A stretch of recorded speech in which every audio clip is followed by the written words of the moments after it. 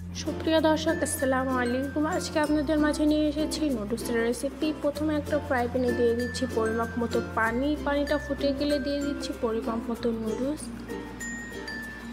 আমি নুডলসটাকে মাঝখান থেকে ভেঙে নিয়েছি।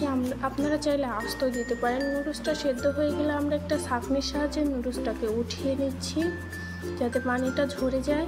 এ পর্যায়ে আমি ফ্রাই প্যানে দিয়ে দিচ্ছি পরিমাপ মতো তেল, দিয়ে দিচ্ছি 1 টেবিল চামচ পরিমাণ পেঁয়াজ কুচি।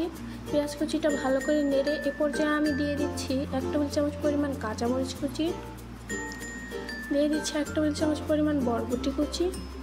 এটাকে ভালো করে নেড়ে এ পর্যায়ে আমি দিয়ে দিব একটা আস্ত ডিম। ডিমটাকে ভালো করে নেড়ে ফেটে নিচ্ছি যাতে কোনো জায়গায় দলা বেঁধে না থাকে। এ পর্যায়ে আমি দিয়ে দিয়েছি স্বাদ মতো লবণ দিয়ে ভালো করে নেড়ে নিচ্ছি। এ পর্যায়ে আমি দিয়ে দেবো নুডলসের মশলাকে দিয়ে এ পর্যায়ে আমি নুডলসটাকে এর মধ্যে ঢেলে দিয়ে ভালো করে নেড়ে নিচ্ছি। এ পর্যায়ে আমি নেড়ে নিচ্ছি। আশা করি আমাদের রেসিপি আপনাদের ভালো লাগবে। ভালো লাগলে আমাদের চ্যানেলটিকে সাবস্ক্রাইব করে আমাদের সাথেই থাকুন। আল্লাহ হাফেজ।